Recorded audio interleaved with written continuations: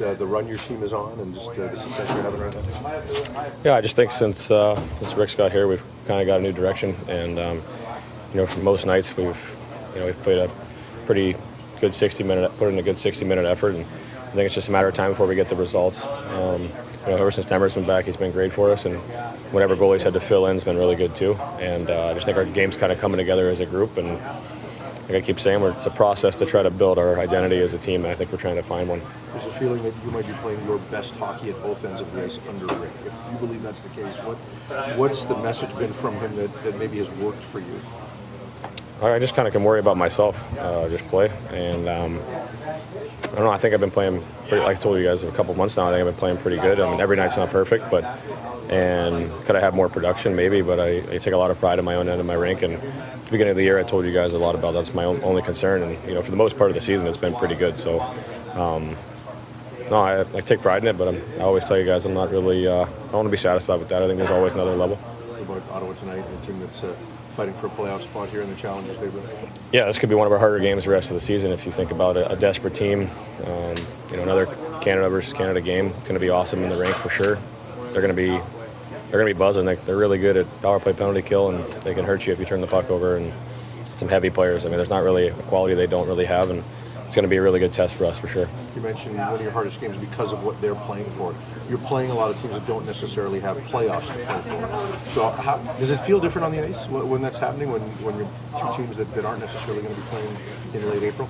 Well, I think that's our challenge as a group, is finding maturity to not change your game based on who you're playing. We should be ready to go, especially at home to start. It's just supposed to be a hard place to play for other teams. It doesn't matter if we were playing the Ducks last game, all due respect to them, or Ottawa Senators trying to make the playoffs, or the Boston Bruins, or it doesn't matter. We should have the same mindset, and that's what you try to find a group when you talk about identity. Is you have the same mindset every single night. Doesn't matter who you're playing. Rick has talked a lot about how the rest of this season is building the foundation for next year. How important is that element of it too, that you're looking forward to trying to get off to a strong start next season and set some of those things in place now? Yeah, that's why it's so important the last couple of months here. We really focus on getting the right habits, because you don't want to be still sorting through those when the season starts next season. We want to be able to use training camp next year we all know the standard and the level of accountability we can have with each other when we just know what to expect. If we get here in the camp and have to kind of reset and relearn, that's going to set us back, and inevitably we won't start on time. So that's why I'm really happy to see that we're getting some results now, and we're really starting to come together as a group. That way we feel really confident. How you doing, man? You going to the first one? Yep. Finally going to get a good question. How do you feel about tonight's game? I feel really confident. I like the way the guys have been playing. We obviously got a tough opponent. They're on a roll. They're one of the best teams in the league the last 20 games. So it's a good challenge for our team. Good question, buddy. Thanks. What are you seeing in their development? They got some good draft picks, but I like the energy on that team. I've just noticed the last 20 games, they're having a lot of fun. Obviously winning does that, but obviously Brady Tkachuk's he leads the charge. When I watch their team play, it's they bring attitude and energy every game. Obviously they're a young team. They're going to make mistakes, but for me, their energy and attitude is high end. Was Thursday's long practice a result of what you're trying to accomplish here? I mean, it's nice to win 3 games in a row, but we have a lot of work to do. Was that kind of predicated on the length of that practice? Yeah, I like the team to be even keel. Obviously, you win 3 games in a row, and you want guys to feel good about themselves, but there is a lot of work to be done. And I just felt we needed a teaching, a little bit of a grind day. The one thing I like giving the players is, what we're going to do the next 3-4 days. And I told them, if we have a really good session, which I thought we did, you get the day off, which was yesterday. So I think that builds morale. You let them decide. And I think that's sometimes I have to do that throughout the year. Let them decide. There has to be kind of a reward system in there at some point, right? With either how well they played in a game or how hard they practiced. Yeah, I'll be honest. I was really thinking of doing 2 practices.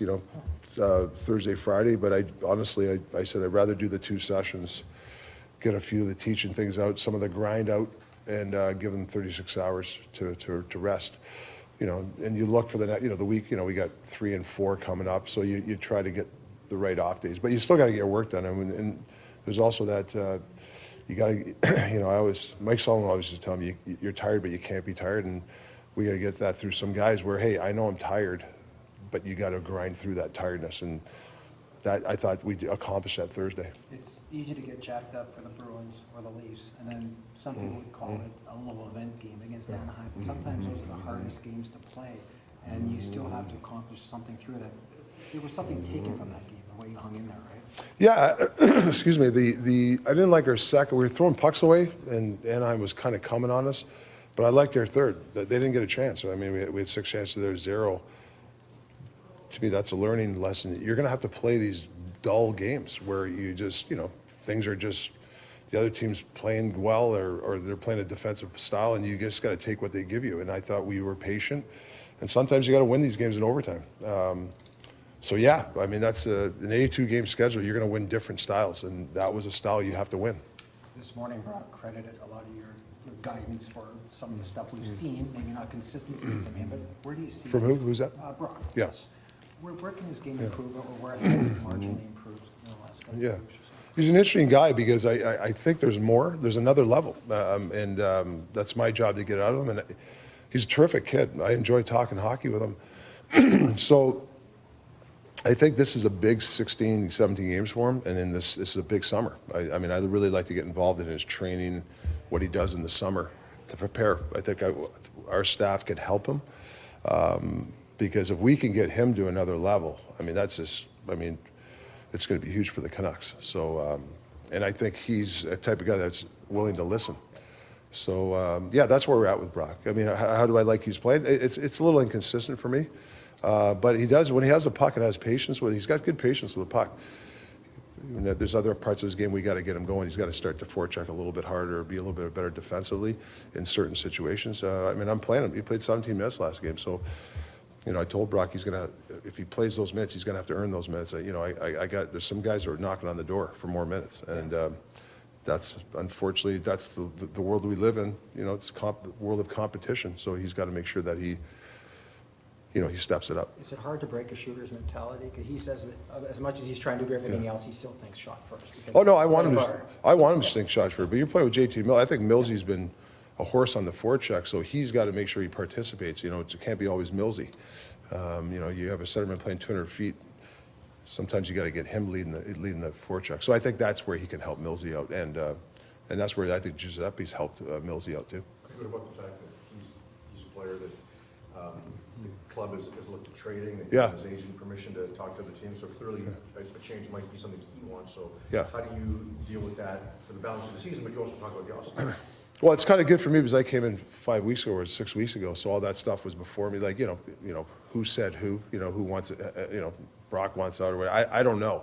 All I know, I've talked to Brock personally, and he wants to get his game better, and that's my job. So whatever happens there, that's out of my control. Like my focus is, like any player, is to make him better because it's going to selfishly it helps my team better.